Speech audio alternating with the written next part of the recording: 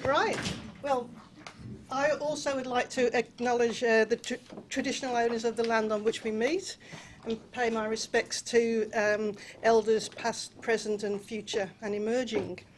Welcome everybody. It's great to see you here. It's amazing how every year it seems to get bigger and bigger and bigger in terms of the number of people in the audience. But it's great to see you all here. I'm going to rip through a few things. Anthony has already touched on a number of them, but there's lots going on in family law at the moment. So, when the winds of change blow, some people build walls and others build windmills.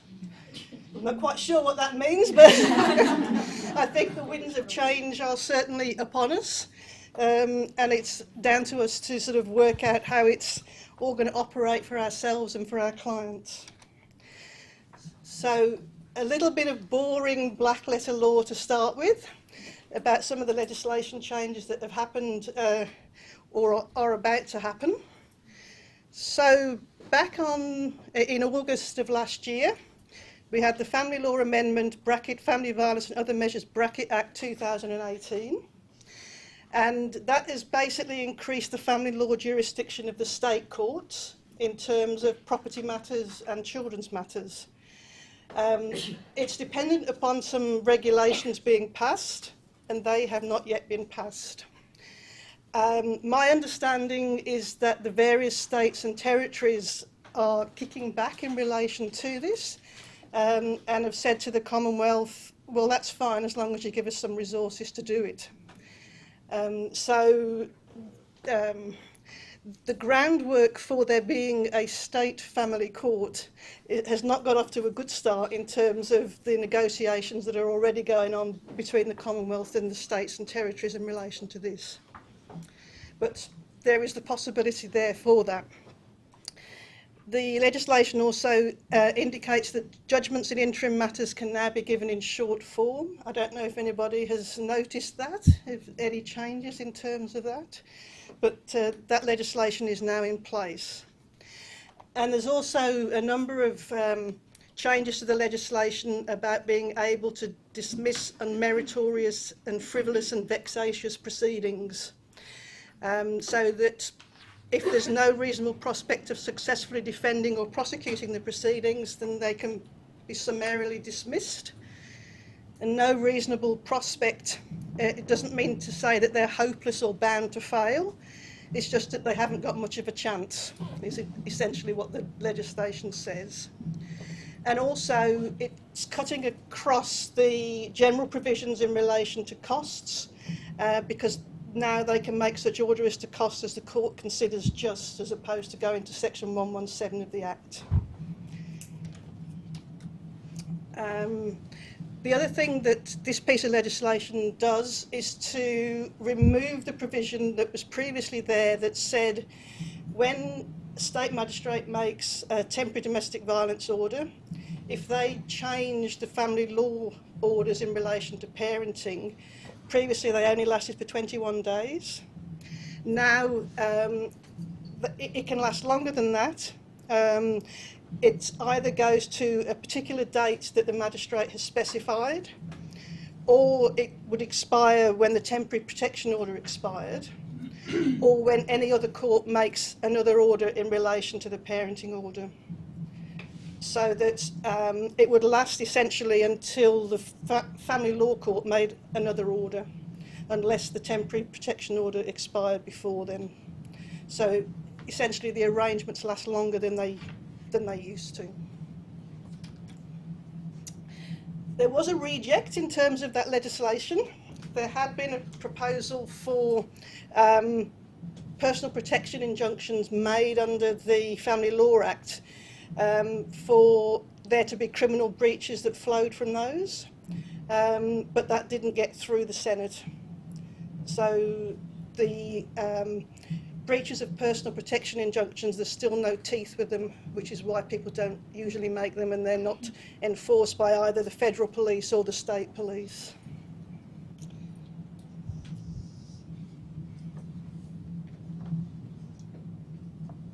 If people at the back can read that, I'll ask you once more, and I remind you that you're under oath Why did you cross the road?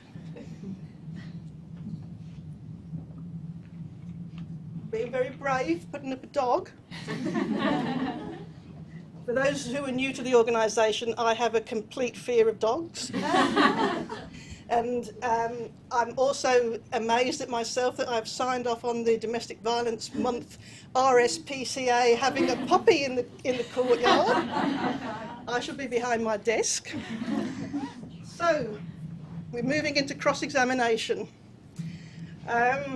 So the Family Law Amendment, again snappily titled Family Violence and Cross-Examination of Parties Act, passed last year, commenced on the 10th of March, and it affects all cross-examinations on or after the 10th of September. There are only 3 small provisions in the Family Law Act, but the amount of time that they've taken already in my life is amazing, including giving evidence to the Senate committee that was looking into it, going to numerous National Legal Aid meetings about it, numerous meetings with the courts and Attorney General's Department, trying to say, well, how can this actually operate? And we haven't yet got a definite answer, and we haven't got a funding agreement. Anyway, the legislation. So, if the examining party intends to cross-examine another party, and there's an allegation of family violence in the matter, which in legal aid cases, when we last did a survey, is 83% of cases, and any of the following are satisfied. Either party has been convicted or charged with an offence involving violence or a threat of violence to the other party in the proceedings, or there's a final family violence order in place between the parties, or one of those personal protection injunctions that nobody makes, or the court has made an order saying that subsection 2 applies to the cross-examination, then the requirements of subsection 2 apply. So essentially, you've got allegations of violence, and there's either been some charges or convictions, or there's a final protection order, or the court has said that this is going to apply, then you're banned from personal cross-examination. The Commonwealth have based their numbers on some research that was done by the Australian Institute of Family Studies, and we've been giving feedback for at least 18 months to say the numbers they're working on are far, far too low. They reckon there'll be about 20 a year in Queensland.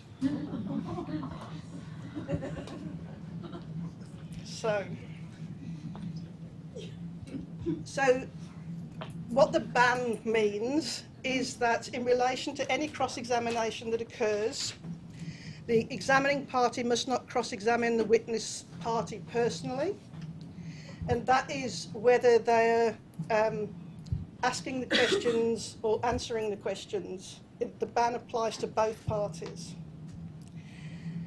And that the cross-examination must be conducted by a legal practitioner acting on behalf of the examining party. So previously there was some idea that there would be a mouthpiece or somebody that you could bring your dad in and they might ask the question, or just one of the clerks of the court or an associate. The legislation now, following a fair bit of lobbying by various people, including National Legal Aid, said that if you're going to have somebody there, it's got to be a lawyer, and they've got to be actually acting on behalf of the person for essentially the trial.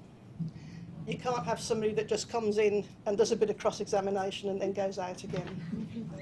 So the scheme is being established on the basis of the legal practitioner being there as the representative of the party, and they have all of their usual professional obligations, that which Doris will tell you later. So in terms of when they make these orders, they can either do it on their own initiative or an application from either of the parties or any independent children's lawyer in the matter. But what you need to realise is that if it's a matter where there's a final protection order in place, or there are charges or convictions, that's a mandatory ban. The court doesn't have to make an order because the ban just applies. It's only where those things don't apply and there are allegations of family violence that the court turns its mind as to whether the ban should apply. So part of our difficulty as a Legal Aid Commission trying to deal with a scheme is how do we know that a mandatory ban applies unless somebody tells us? So a lot of the work with the courts at the moment have been about them doing notations on orders and things like that. Otherwise we wouldn't know that the ban applied because we don't know what the substance of the case is. So that's still a work in progress.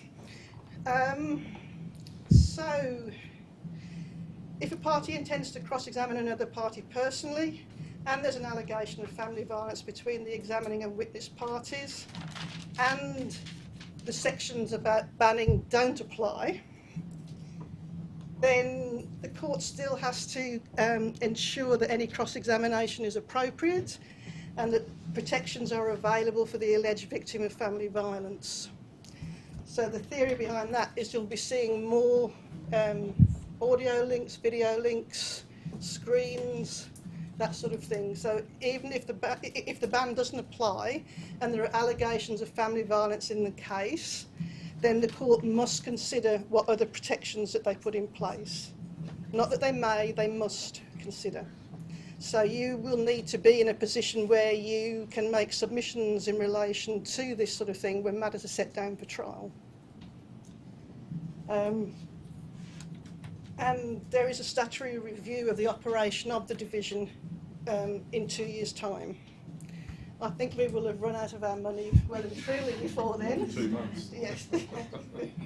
So that's what's happening. So if a ban applies, then essentially the parties have got three options. One, that they get their own private lawyer. 2, that they make an application to the Family Violence and Cross-Examination Scheme, which is the scheme that is going to be funded by the Commonwealth and administered by the 8 Legal Aid Commissions, or they don't cross-examine.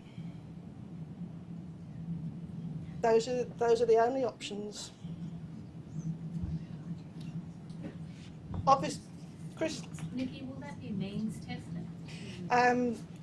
It's currently being worked through, but essentially the Family Violence and Cross-Examination Scheme is not means tested, is not merit tested, and contributions may be imposed. So essentially you could be in a situation where somebody who's got a lot of money, if the ban applies, they can apply to this scheme, and as long as they follow the advice of their lawyer, they'll get a lawyer. So this is the new logo for the Family Violence and Cross-Examination Scheme that is yet to be funded, but that was created by Craig in our communications. Yeah, nice logo. So this is all part of trying to ensure that it is a separate scheme from legal aid. The Legal Aid Commissions have made it very clear that there is no way that any National Partnership Agreement money is going to get sucked across into this scheme. So that's where all of the negotiation in terms of contracts and things are in a quagmire at the moment. But I understand that in some other states and territories, orders have already been made and provided to Legal Aid Commissions. I have had contact with our 2 coordinating judges and basically said, we're not funded yet, so don't send us anything. And at the moment they haven't, but I don't think that will last long, because they will start to be making orders now for trials that are going to commence on or after the 10th of September. In some of the other states and territories, they've got dockets that are out to 2021 with trial dates. So they're having to call over all of those matters and work out whether the ban applies or not. So people will still be able to apply for legal aid in the normal way, and if they have got a legal aid lawyer, then the ban won't apply to them because they're represented. But if the other party is not represented and a ban is put in place, it will apply to both people.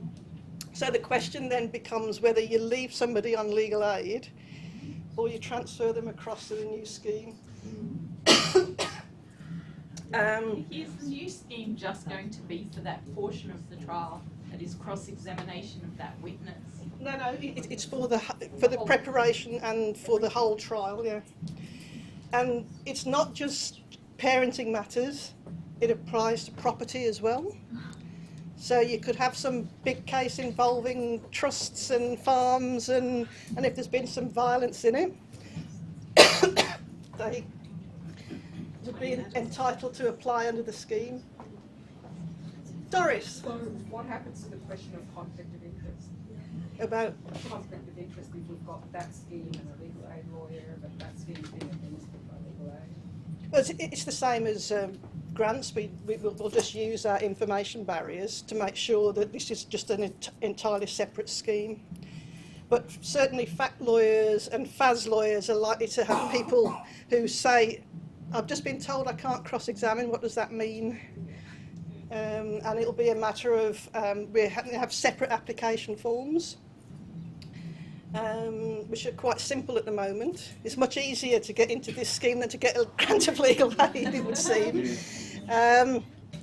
Yes, Nikki, how's this going to work in terms of clients who aren't following advice or have basically no merit for their funding? Because previously those people have never gotten grants of aid. Yeah. Or if they get grants of aid, they lose them very quickly if they're not following advice. So how is that going to work? So the scheme will be set up on the basis that essentially they have to follow the advice of the lawyer, or assistance under the scheme will be withdrawn. And I think we'll get a few like that. So Nikki, so will it be in-house lawyers and also preferred suppliers under the scheme? We have done an expression of interest for preferred suppliers, and I understand that some have applied. I don't know how many. I am not proposing that we would take many in-house ourselves unless we had previously acted for somebody and for whatever reason they moved over to that scheme in terms of continuity of assistance. But I think that we should be assisting legal aid clients in the usual manner, as opposed to diverting our resources off to this. Does it include funding for counsel? Yes, it includes counsel, yeah. Yeah. Any other questions about this at this point? I got my first letter from the court yesterday for a trial that I've got listed for October, saying that we have to relist it if there's any of those things. There's an order, that sort of thing. And it's 2 self-representatives and I'm the ICL. And allegations of violence? Yep. And I think, Call it on. from memory, they've got those personal injunctions that were put in before I was appointed. Yeah. The test case. And they both might get under this scheme. His father's already asked if it can be adjourned so that he can save money to have a lawyer, and he might get a lawyer under this. You'll be happy. No, he's not. It's all her. That's what he says. So, and I think that the courts haven't really got their heads around how it's all going to operate for them, in terms of if the ban applies and there are no lawyers in the room, how do they run their trials? When I went to the Flipper function for Justice Murphy, each judicial officer was there, sidled over to me during the course of the evening to try and find out how it was going to operate. So they're as keen as we are to know how it's all going to actually flow out. But I think that it potentially could cause some delays. I think it will potentially cause a few more mentions whilst this is all being put into place, particularly for things that are already listed. We have to relist, we have to write to the court and say, Yeah. ask for it to be relisted. So that will impact upon the legal aid dollar where we're in it for the parties or with the ICL, because we're going to have to go. But for those of you who are ICLs, I think you should have your submissions ready as to whether this should apply in your cases when you go along to any trial callovers and that sort of thing. And I think once it starts happening, we just got to share information about how it's all working and operating. And in some regional areas, I don't know if we're going to have sufficient suppliers who would be able to provide this service as well. So that's another bit of a potential problem.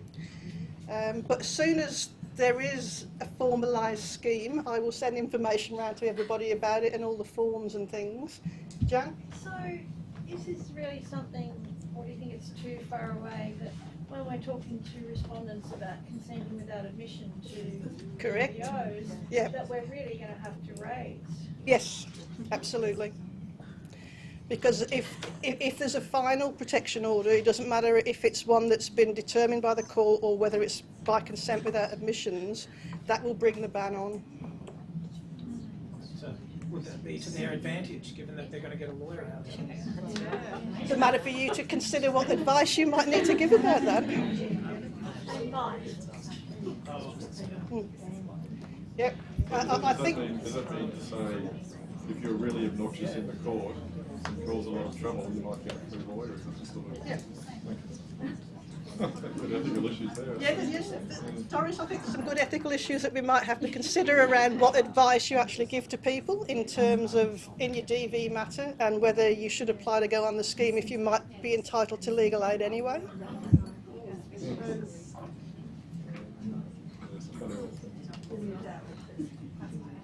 Clock here says it's 1:57 a.m. I'm sure I haven't been talking that long. Right. So I'll leave cross-examination for a while, but I'm sure it'll be the topic of conversation at morning tea. So the Civil Law and Justice Legislation Amendment Act 2018 fully commenced on the 25th of April this year, and you might have missed it because it was actually passed about 6 months ago and brought in some provisions then, and then because there hadn't been any other formal proclamation, it came in 6 months later under the catch-all provision there.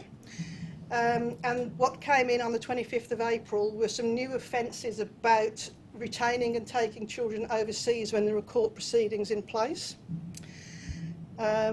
So if there is a parenting order in force about the child and someone takes or sends that child out of Australia, unless there's written consent of all the parties to that court order, or there is a court order that allows that to happen, it's an offence to send that child overseas.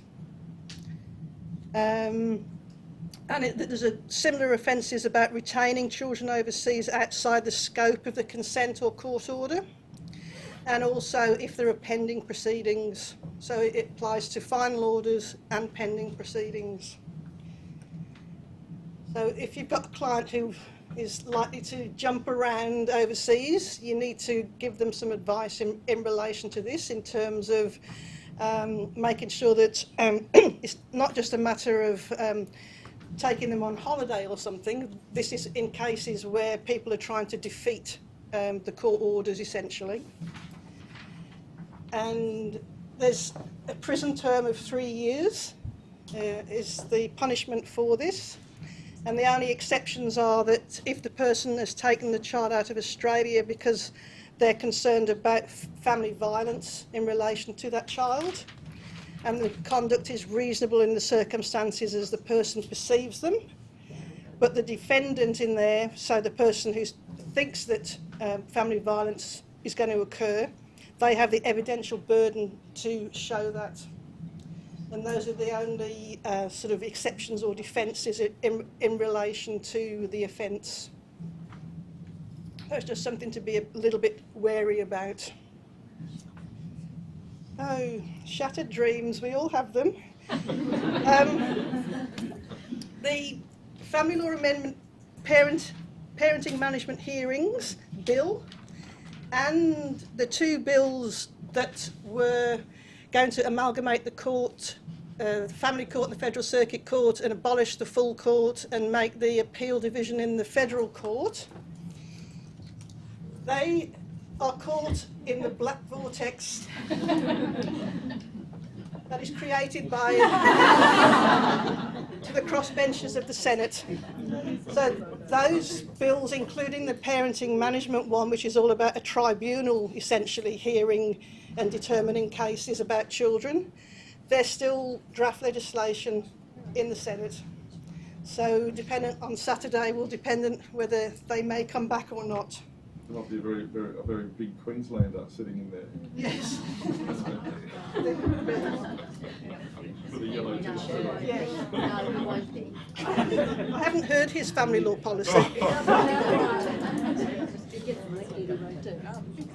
So, family advocacy support services. Anthony's mentioned these a little. Again, another beautiful logo designed by Craig in our team. He's smashing it. So last calendar year, there were 723 legal services provided through FAS and 229 social support services. There was an evaluation done in relation to FAS, and it was very positive. And as a result of that, there's ongoing Commonwealth funding announced for FAS in Brisbane, Townsville and Cairns, and the additional funding for the standalone men's worker. So we're now in discussion and negotiation with our partners in relation to ongoing contracts for them to provide the complementary FAS services, and also as to how we are going to work in the men's support worker into the process as well. So we've had some meetings already with Caxton about it, and I'm travelling up to Townsville and Cairns to talk to our partners up there and try and figure out how it's all going to work. But it will be an ongoing programme, which is good. So, the Australian Law Reform Commission. So excited, I'm going to have to take my jacket off. Yeah. So, underneath your seats, you have some flashcards.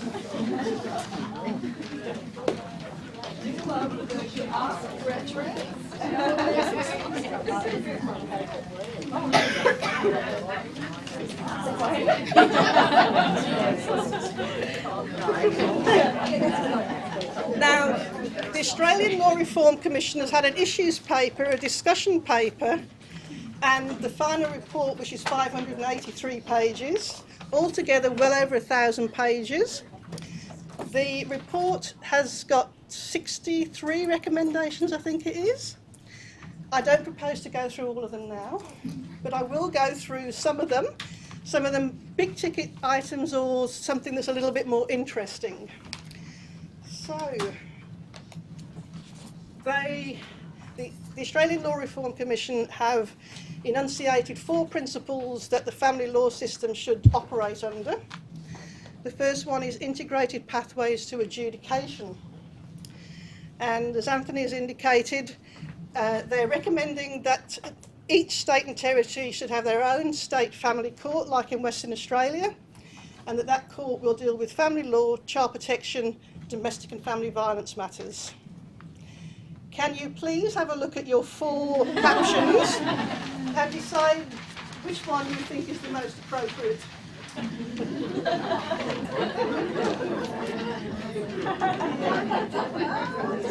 The mixture is a mixture. Marianne, I might need your help to. I think tell them they're dreaming. Seems to be. The child protection lawyers love the bombs. All right. The rest, I reckon tell them they're dreaming just hits the Pauline Hanson, please explain. Is it the vibe? It's Marbo, It's the vibe. institution problem.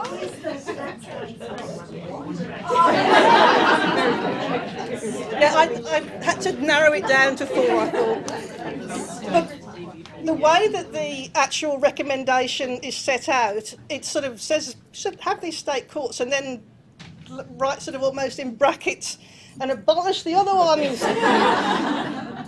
So that's the actual wording. Eventually abolish first instance abolished. federal family courts. So what do you think about the federal family courts being abolished?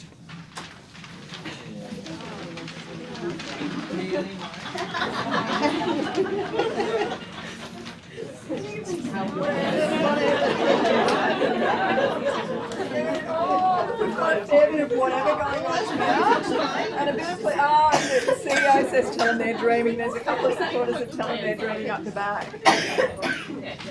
So I think whatevs is kind of Move the child protection and DV to the federal court. Well, that is part of the discussion, and basically constitutionally it's easier to do it the other way than that way.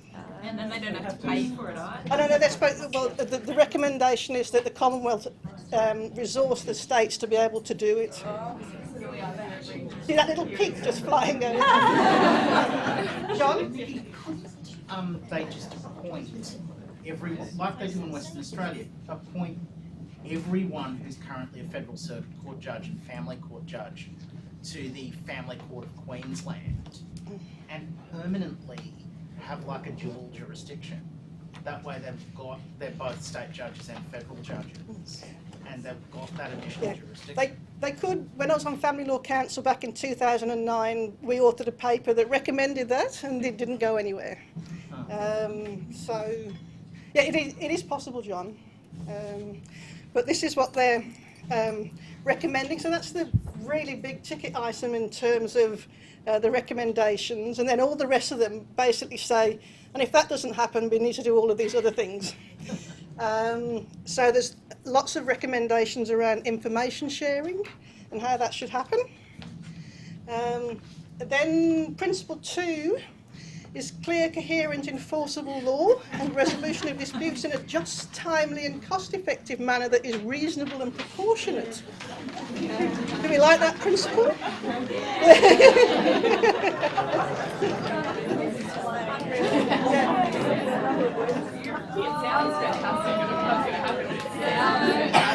Actually, it's a mixed bag. We've got sponsors up the back. We've got telling they're dreaming over here. The child protection lawyers are telling us they're dreaming. So I reckon telling they're dreaming is the winner for that. Okay, now we're not going to vote on every one of these, but we will vote on some of them. They want to repeal the objects and principles about parenting in the Act, amend and simplify Section 60cc, change equal shared parental responsibility to joint decision making about major long-term issues. Do you think that will assist in your advice sessions? Yeah. Whatever, thanks, I've lived through 3 changes. We're going to vote on this one. Repealing the provisions that say equal time or substantial and significant time must be considered. Sponsors.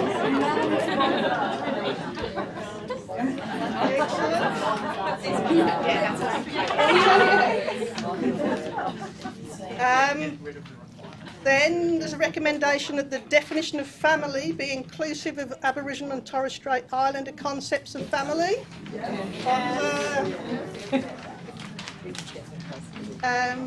Then there's some recommendations about compliance with parenting orders. So they want everybody to be referred to family consultants certainly when there's been a contested matter. So essentially section 60, 65L? Yeah. In every case. Woo!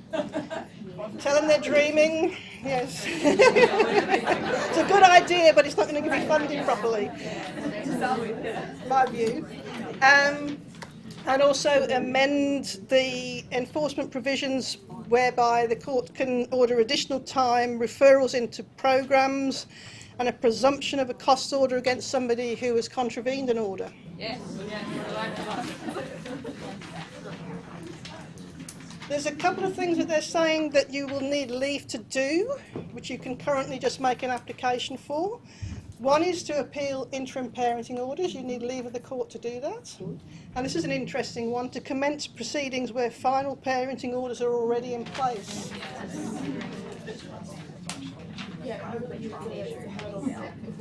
That's an interesting one. So we'll now turn to property. They want to amend the Act to specify what steps the court actually take when they make a property decision, and to simplify the list of matters to take into account. Might have a vote on this one, a presumption of equality of contributions during the relationship.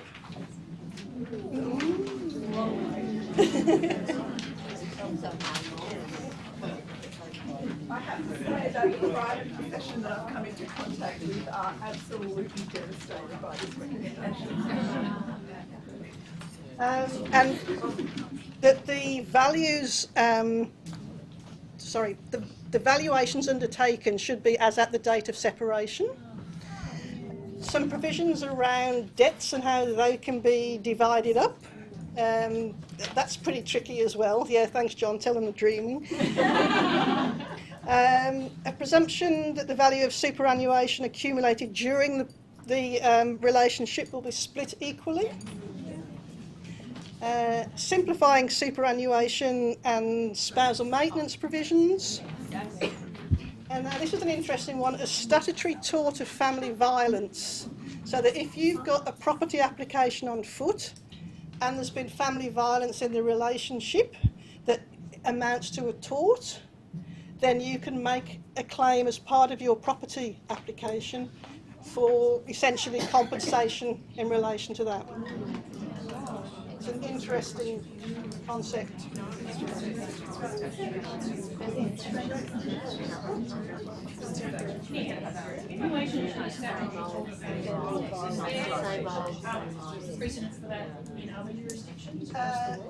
California,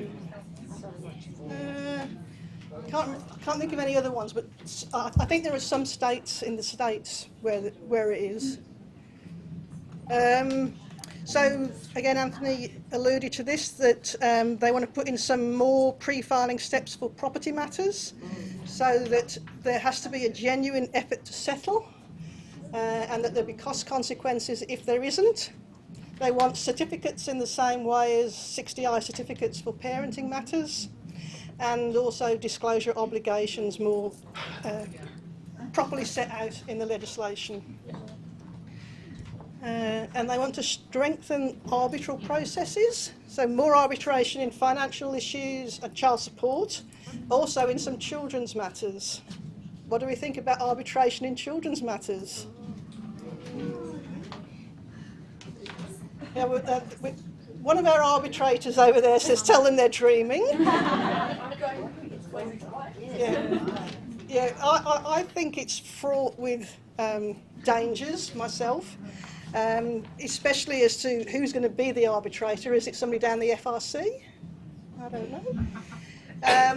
But they have tried to put some parameters around it there in terms of international relocation, contraventions, if there's an ICL in the matter, or if one of those mandatory bans apply, then they're saying that they're not appropriate to be arbitrated, which is probably 90% of matters. Yeah. So they want an overarching purpose in the legislation, which is to facilitate just resolution of disputes according to law, as quickly, inexpensively and efficiently as possible, with least acrimony to minimise harm to children and families. Linda has got television reading. And there will also be a statutory duty on parties, lawyers and third parties to cooperate to achieve that overarching purpose. Methinks it might be aimed at some of our colleagues in the southern states in terms of the way that they litigate, and that if there's a breach of those duties, then cost consequences will follow personally to lawyers and to parties.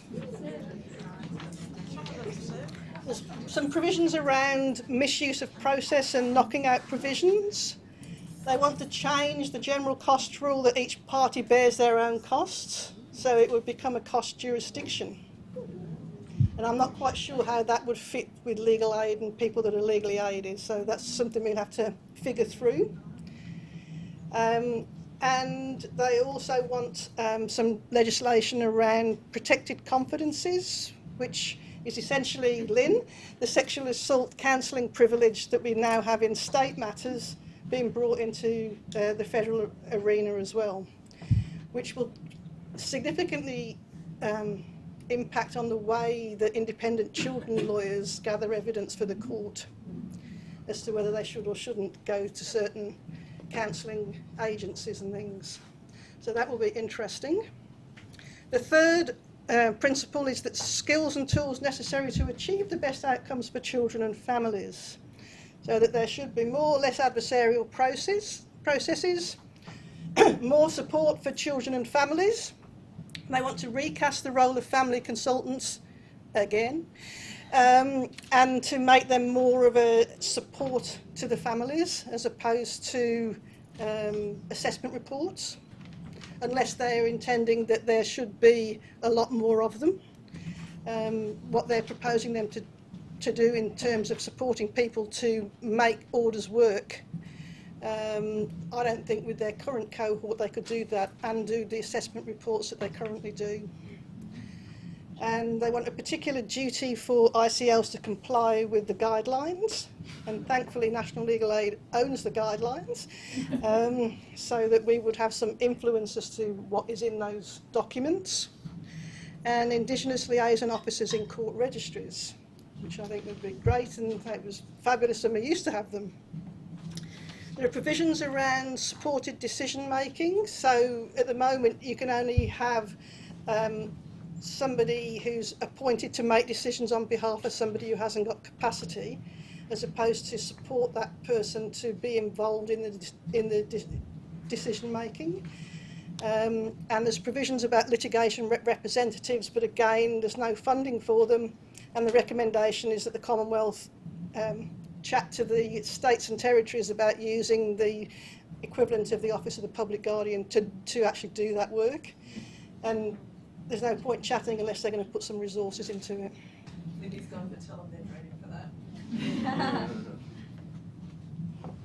So they recommended an enhanced role for Family Law Council, and that Family Law Council should have a Children and Young People's Advisory Board as part of their operations.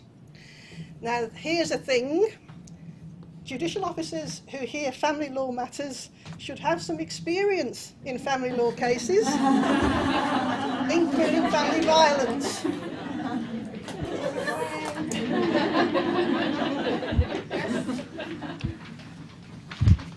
We'll see where that one goes. Practitioners, all of us, continuing professional development in family violence, or you can't practice as a family lawyer. Yep.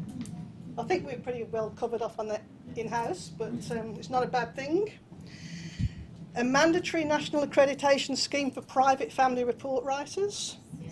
There was a lot of, in the previous reports and things, a lot of concern about private family report writers, both the quality and the amount that they charge. I know in New South Wales some of them will charge $30,000, $40,000 for a family report. One report. Yep. So, National Accreditation Scheme. No wonder they can play that out for you. Yes, right. All children's contact services are to be accredited, and if they're not, it is an offence to provide a contact service. I think there's a certain candidate in the Senate that might have some problems with that. FAS support services to be expanded to provide case management. I have some concerns around that in terms of expecting too much of what FAS can actually do. What we're funded to do. Yeah, but I don't see that it's an ongoing case management role with clients. It's there to help them on that day, and the more it's sort of moving to this, is less people are going to get funded to do have proper lawyers. You can see where the government's headed. They want low-cost services. Yeah. Yeah, and they're going to push it. So it's interesting that stuff, isn't it? FAS to be expanded to other court locations. I think Rocky would probably be the first off the block if we were to do it in Queensland, now that you have a sitting judge there. Family relationship centres expanded to provide case management, and that they're also going to provide financial counselling, mediation in property matters, legal advice. Do you remember family relationship centres were to be lawyer-free zones? They now want lawyers actually as part of the family relationship centres, and to conduct legally assisted dispute resolution, and to run children's contact services. So for those of you who read the original discussion papers, they had ideas about having family hubs, creating brand new things. They're really just sort of beefing up FRCs is the proposal. But we'll have to work carefully with them, because that's not that we like turf wars, but some of that is what we do and want to continue to do. So there'll be some interesting things around that. And principle 4, drafting to facilitate resolution. The fact that lawyers, let alone litigants in person, can't understand the Family Law Act. We can have our last vote for the Act and all subordinate legislation to be comprehensively redrafted.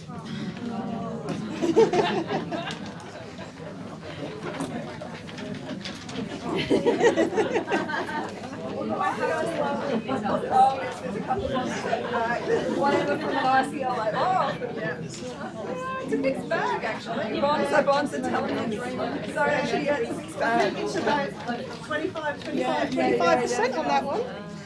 And that would include redrafting section 121 to make it clearer in relation to privacy and who you can and can't share information with. Okay. So that's the Australian Law Reform Commission. There's lots more to it if you want to read it. But those are some of the key things that might affect us. I've only got a couple of minutes left, so I'll just go through this very quickly. Child protection services. The first quarter of this year, we've rolled out child protection duty lawyer services in Mackay, Cleveland and Gladstone.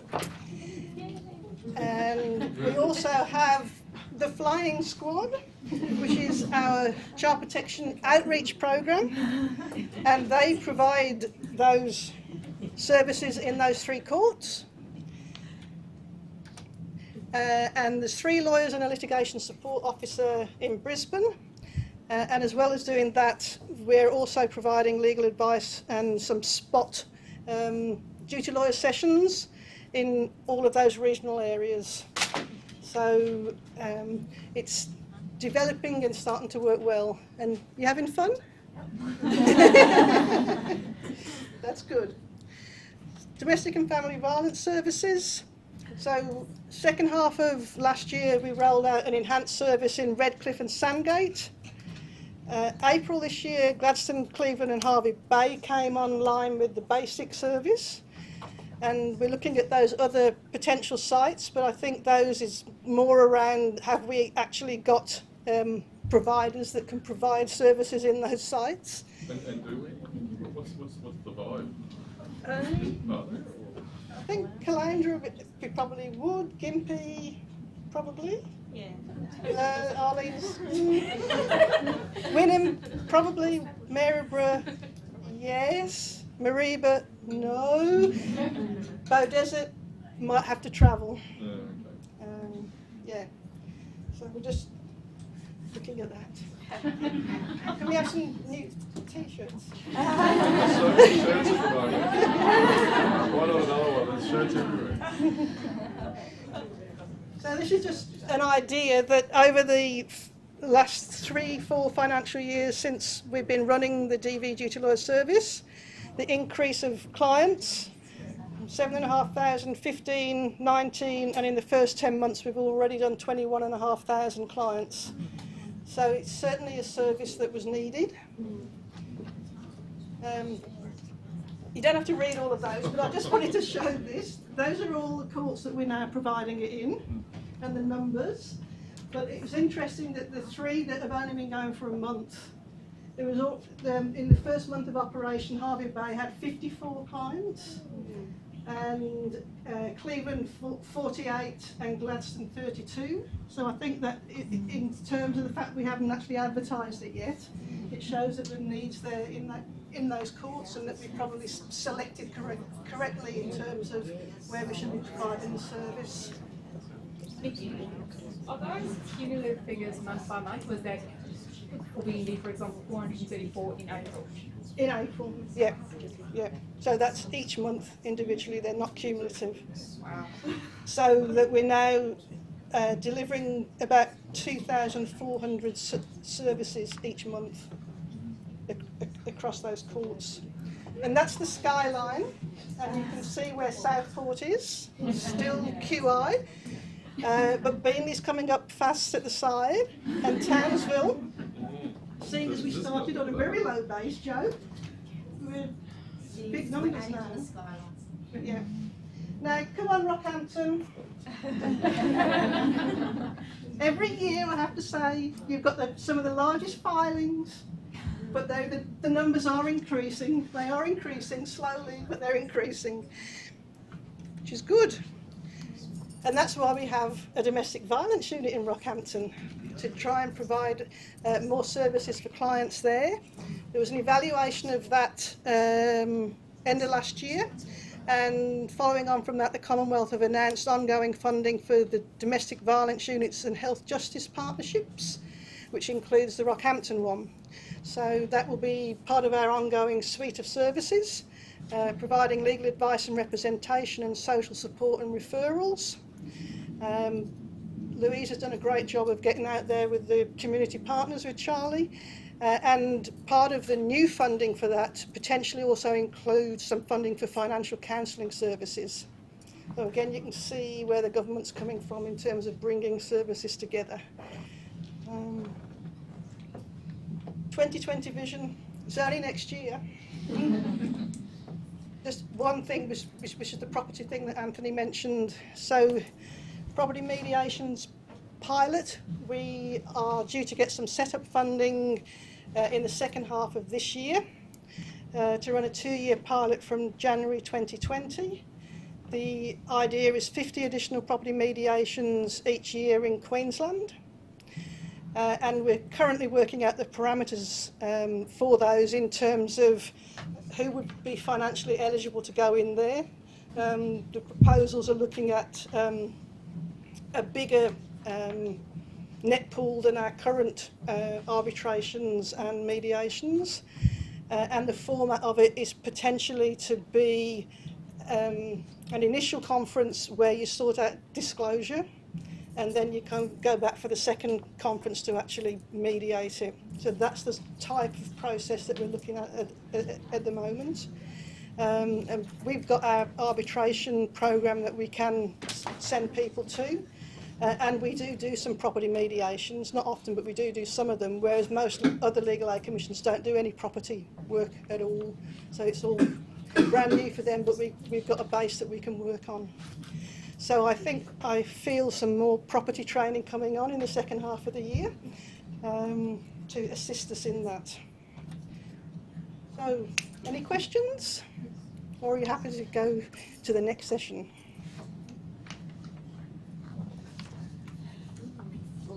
No? Okay, thanks.